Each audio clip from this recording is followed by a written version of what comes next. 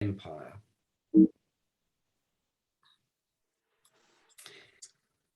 So there'll be 4 sections. I'm going to begin with an account of the kind of arrival of what I will call this moment of concern about decolonizing global health, which I think we're now in, then a section on the report, then a section on the course, and then some closing reflections, which I hope will give us some discussion points. So obviously the kind of broad context of all this is the awareness, which I'm sure we've all had throughout our careers, of the gross inequalities in wealth and health in the world, displayed in this well-known visualization, the Gapminder, representing on the y-axis life expectancy in different countries of the world, and the x-axis GDP per capita, with the colors showing different regions and the countries shown by size of population. So in the top right quadrant, the US, Japan, places like that, the rise of China, India, and then down in the bottom, the lower left quadrant, African nations, which still lag in that sort of metric of health improvement. And these things, of course, are firmly in our minds at the moment, as debates about the dissemination of the COVID vaccine across the world is with us. The discussion of the differential effects of mortality from COVID across different ethnicities in the countries of the rich world, and so on. And of course, it isn't a big leap from that to begin thinking historically about those enduring disparities in wealth and health. And if we push the Gapminder data back in time to start noting how that divergence in wealth was well underway by the end of the 19th century, and to relate that to the economic relationships between the West and other parts of the world, where exploitation and expropriation, the use of raw materials and resources for manufacturing to the benefit of the Western economies. And if people are working in the health realm, it's not a big leap from that to begin thinking about how Western medicine, I'll call it biomedicine in the context of this talk, generalized, globalized, using the sinews, the networks of empire to do that.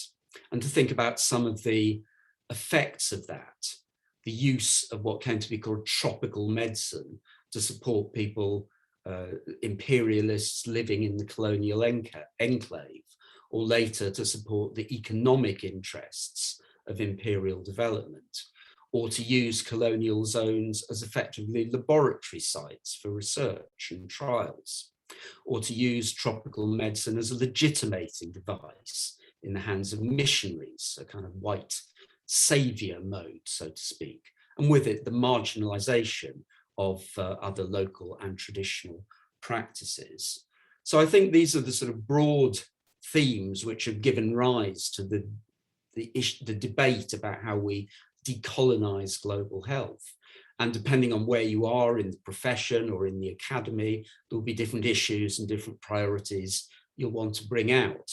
Here, for example, is something I used in teaching last week. It's a webinar of some nurse leaders from Africa, America, and Asia, just reflecting on the legacy of colonialism and offering some solutions for tackling that legacy. People who are both historically aware and thinking about the future, and the kind of solutions, the kind of meanings that decolonization has for them are to change the nature of interventions and leadership, to talk to the communities, to take forward bottom-up interventions rather than the vertical, hierarchical, Western-led approaches. When it comes to curriculum and to training, to reject the idea that the European or Western textbook or sort of training regime can be universally applied, but to make things culturally sensitive. And some people picking up the idea, the question about whether reparations should be on the table, people picking up the question of whether the brain drain can be tackled, and so on and so forth. So decolonizing global health will mean different things to different people, depending on where you sit. Now, in parallel with this kind of debate, the question of decolonizing the university has also been underway. This is going to sound different to you in the States, I'm sure, to people who are listening in North America at least. But from where I sit in Britain, the year 2014 is very much the beginning in South Africa with the Rhodes Must Fall campaign in Cape Town, where the statue of Rhodes on the campus became symbolic of a range of other issues: student access to the university, the representativeness of the faculty, the pluralistic or lack of plurality in the curriculum and things like that. And indeed, Rhodes did fall in Cape Town the next year. The campaign then was picked up at the University of Oxford, and the Rhodes Must Fall group give, I think, a very interesting rationale and set of goals. And they wanted to reject what they saw as the solution that was given to them: greater diversity and inclusiveness, more room for debate and so on, and ask for really something more fundamental in grappling with the legacy of the past. In Oxford, Rhodes actually still stands, the statue is still there, but nonetheless, the kind of reframing of the goals amongst student activists is very much something which is kind of spread elsewhere. Now, at the same time, in a more formal sense, institutions have started the process of writing reports to reflect on and grapple with their culpability in imperial relations in the past. And slavery, in fact, has been the key focus of this. So in the UK, the University of Glasgow was the first to get to grips with this and to offer some sort of restitution via the University of West Indies. Cambridge, something similar. University College London has been looking at its past engagement with eugenics, and people like Carl Pearson, Francis Galton associated with that. It's a student movement as well. And anyway, all these things coming together led my institution in 2018 to commission a report from the historians to look at the colonial entanglement of the School of Hygiene. Meanwhile, however, sort of bubbling up from within the staff and student body, there was a growing concern, really in the last 2 years, about the nature of institutional discrimination. So some colleagues, for example, produced a Lancet article which just empirically set out the position of minority staff in the major schools of public health, including our own, and showed that, as this quote, they have a magnified disadvantage. That sparked further discussion amongst staff, and particularly an ex-member of staff who gave some very moving testimony about the way she had experienced discrimination as an African woman on research teams coming out from the school, which really caused sort of great concern, and I think was pretty unexpected. There was criticism of our director, Peter Piot. He's a kind of he's left now, but he was a kind of key figure in global health. He headed UN AIDS for a while, and he's credited with the discovery of Ebola. But in his autobiography, he rather diminished the role of the Congolese doctor, Jean-Jacques Muembe, who was actually the first person on the scene with the first Ebola patients. So all these things came together and led to the foundation of a group within the school to try and push forward the agenda, create a space, and then put momentum behind things like curriculum change, the makeup of staff, and so on. And then came Black Lives Matter in June of 2020. Again, I don't know how sort of conscious people are of how this played out in different parts of the world, but you may perhaps have seen in England the kind of representative photograph was this toppling of the statue in the city of Bristol of the slaver Edward Colston, who was unceremoniously dumped into the harbour. The next day, that led to a letter coming from a huge number of staff and students to the leadership of the school. You can see some of the quotes here, full of testimonies about their experience and reflections, and urging the schools, some quotes, to dig out the colonial and racist roots that permeate the curriculum, to get to grips with the racist history of tropical medicine, and so on.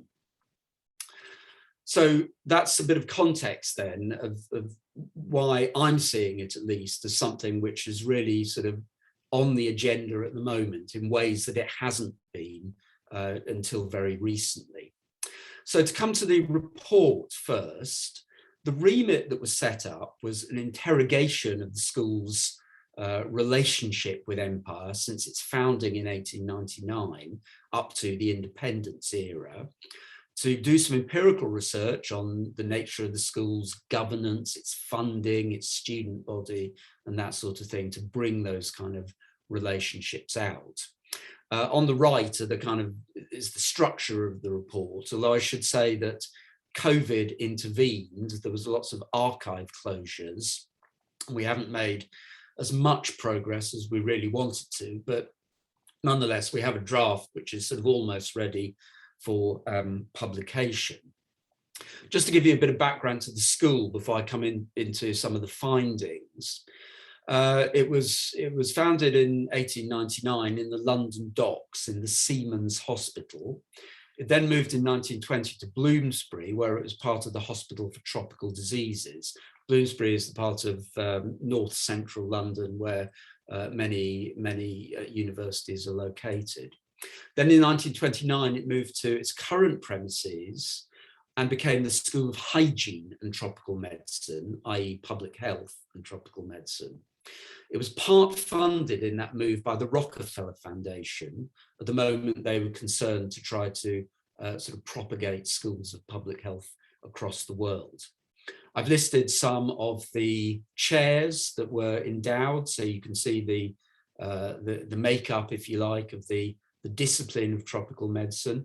And right from the start, it was explicitly there to train doctors and nurses to go off into the colonial service.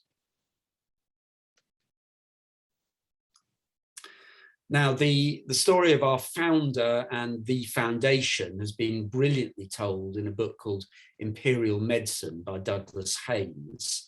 It's the story of a Scottish doctor called Patrick Manson, who made a career in, if you like, the informal British Empire, one of the trading ports of China. And he rapidly got tired of expat life, turned his attention to scientific research, and did the key work on the disease known as elephantiasis, now filariasis. And it was he who figured out the mosquito vector for the parasite. Here's a rather well-known painting of the experiment by which he kind of verified the theory, where he puts a filariasis sufferer into a netted enclosure, introduces mosquitoes, and then examines the contents of their stomachs the next day. It's a flagrant example, I think, of white saviorism in tropical medicine as he kind of looms over the Chinese people. But nonetheless, that was what made his reputation and allowed him, when he came back to London, to work his contacts and get the funding and agreements in place to launch the school. We've worked through quite a lot of the texts that he produced sort of in that process, and they're shot through with the argument that the reason for doing this is to support the economy of empire. He welcomes the first cohort of students with that influence for good in the development of empire.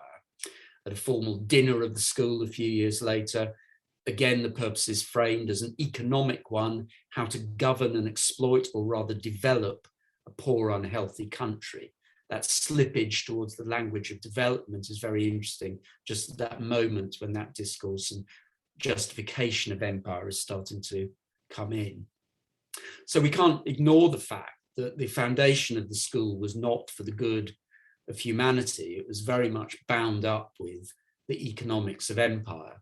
This cartoon and early fundraising drive hammers that home very precisely, I think, as we see represented in the left-hand panel, the bid for funds, and then on the right, a white plantation owner sitting on his veranda, and the threat of the tsetse fly and the Aedes aegypti mosquito is kind of hovering over him.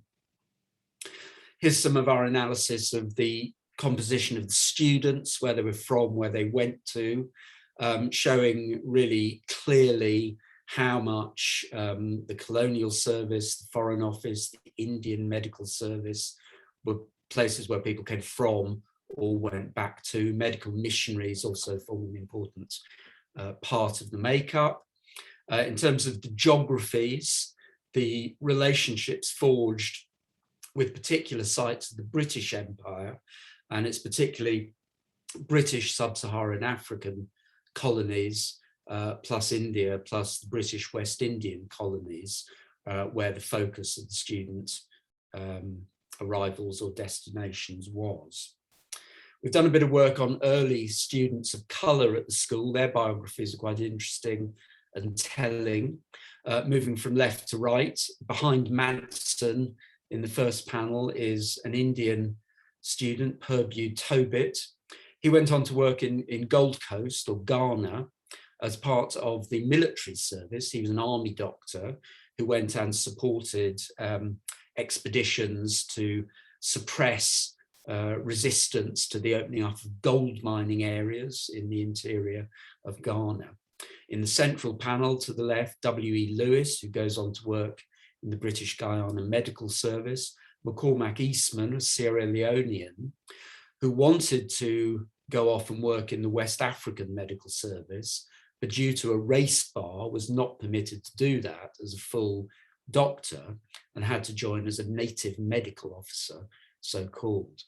On the right, A.S. and M.S. Gore, two Indian students, and in the traces we've been able to follow about them, they seem to have been funded by an imperial philanthropy and have gone on to work in maternity hospitals back in India, again, philanthropically funded by British elites. Work on governance brings out very much the same sort of picture. We've done an analysis of the nature of the Board of Governors and the Board of Management to show how members of government with responsibility for the colonies, later the Commonwealth, responsibilities for the military, the Air Force, the Admiralty, it's absolutely entwined with the foreign strategic interests of the British state. As well, of course, as representatives, as you'd expect from the School of Public Health, of things like the League of Nations Health Organization, the Society of Medical Officers of Health, and so on. But essentially, you know, the message is that business interests, military interests, and foreign policy interests are absolutely entwined with governance. We've got a few sort of thumbnail sketches of people like the ones you can see here who kind of bring that home.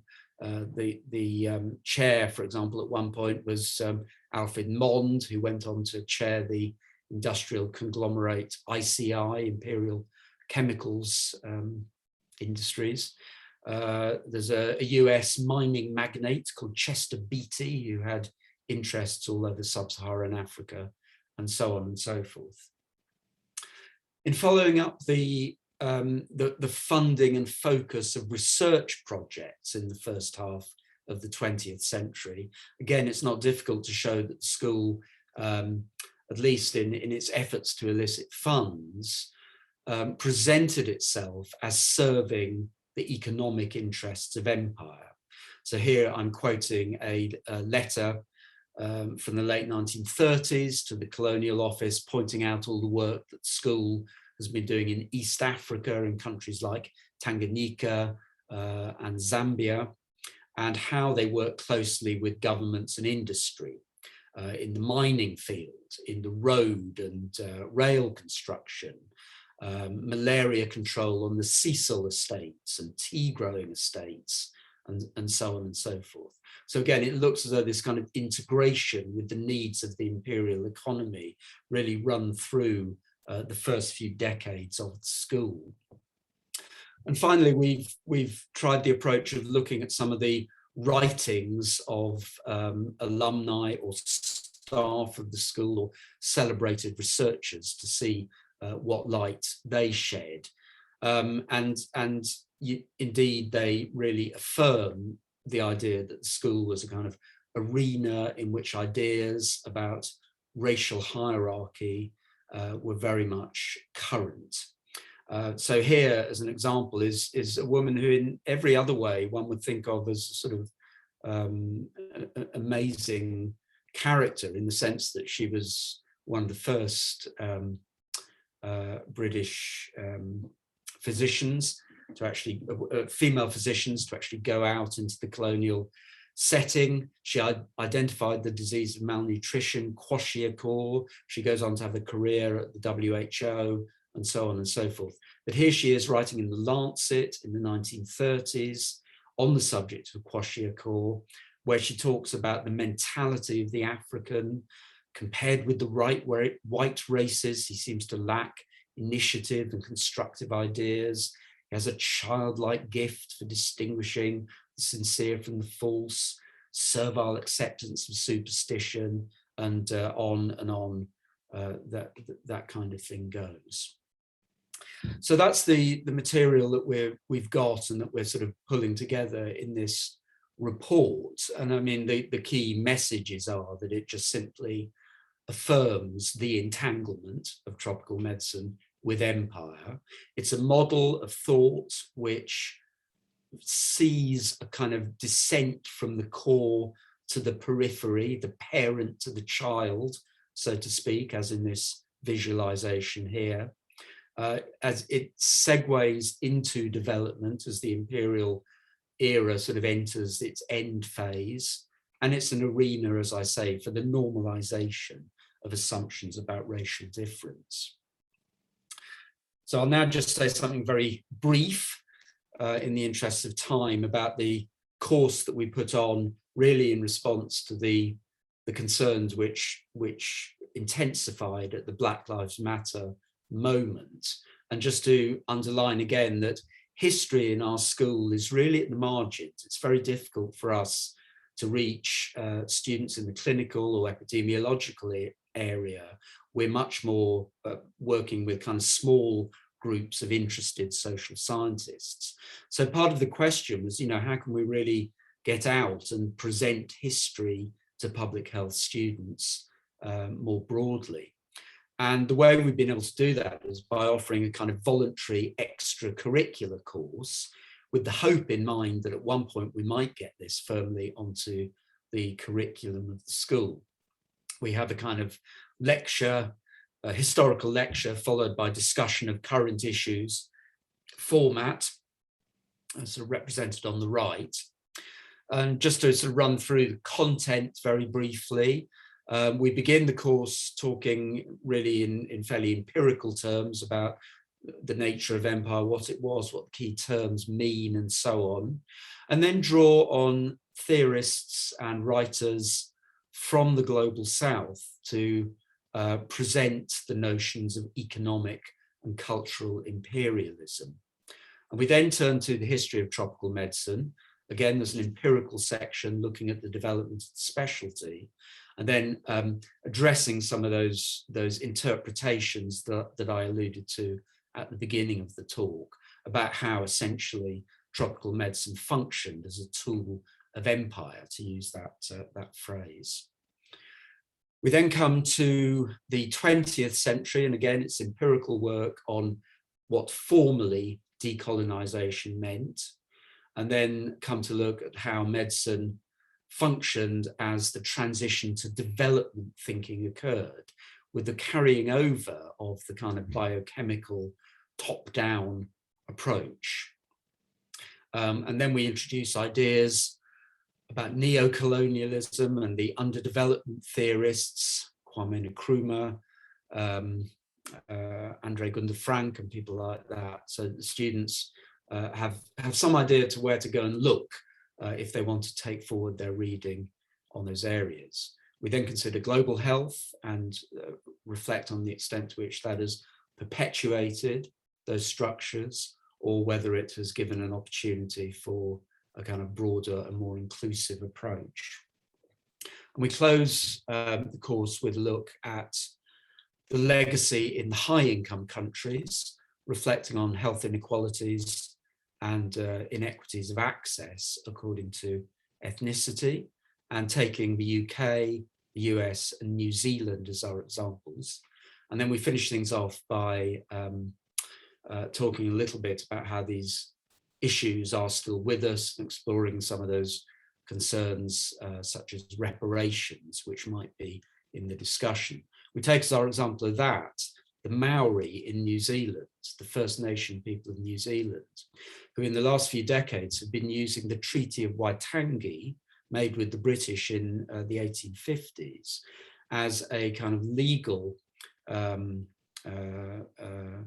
sort of avenue for gaining financial restitution. And one aspect of that has been for the development of health services to address long-running inequities.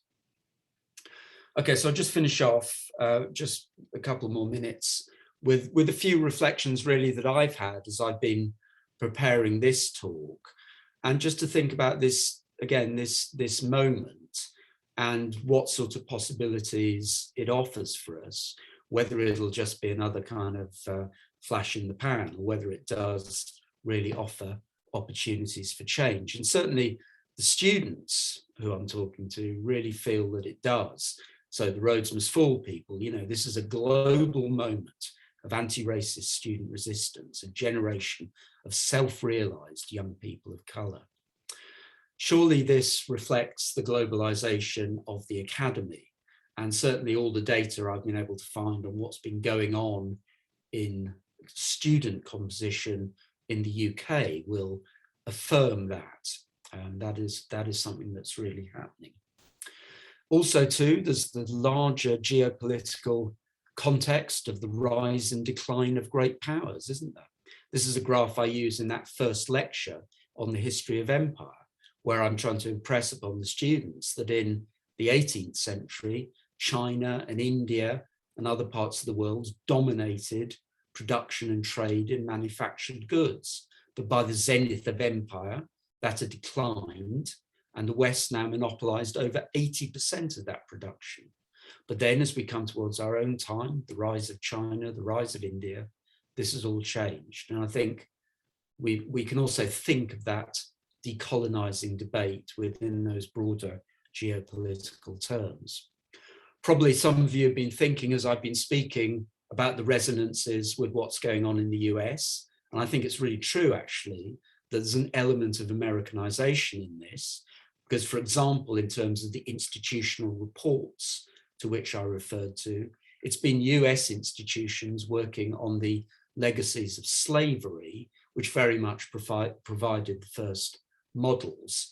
Yale and Emory apparently first, but Brown's report particularly sort of well known and emulated. So those sort of global connections are going on. There's another aspect of the debate, particularly seen from the British point of view, which I've observed, and it's also an aspect, I think, of Americanization, in the sense that a lot of the language emanates, at least as far as I can tell, from the North American discourse.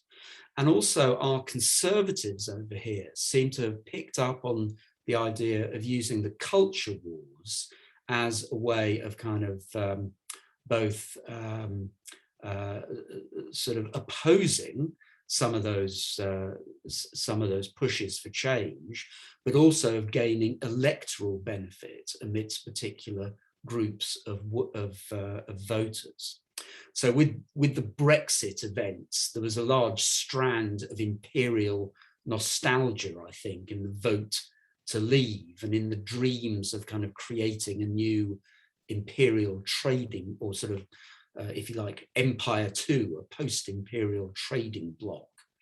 And the right-wing press has been very quick to use culture war issues as kind of copy and as a way of kind of whipping up the issue. The kind of voters it's appealing to would be ex-Labour voters, economically left, but socially conservative, who make up a portion of Boris Johnson's electorate. And that, I think, is a wholly negative and sort of distressing aspect of this whole phase that we're in, because I think it's really going to stop a sort of open and transparent discussion of colonial legacies.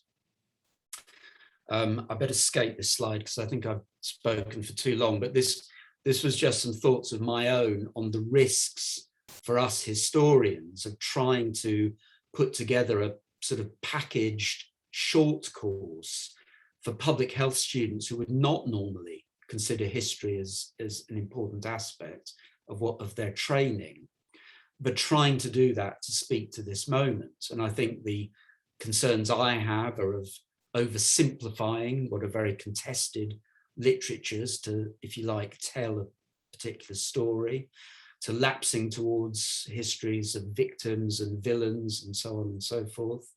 And then the kind of inherent contradiction of teaching critically about biomedicine and its history in an institution which is committed to the epistemologies of biomedical training, to experiments, to rational deduction, empirical observation, and all the rest of it.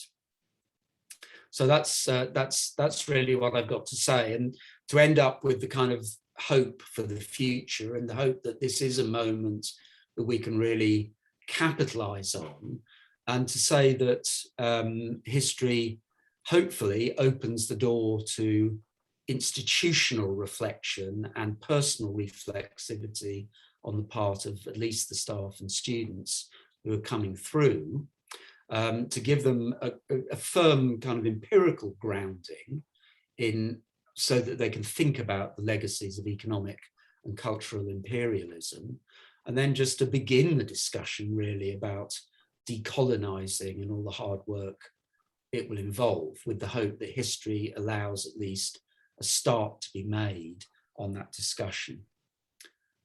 So thank you very much for listening, and I look forward to hearing what you've got to say.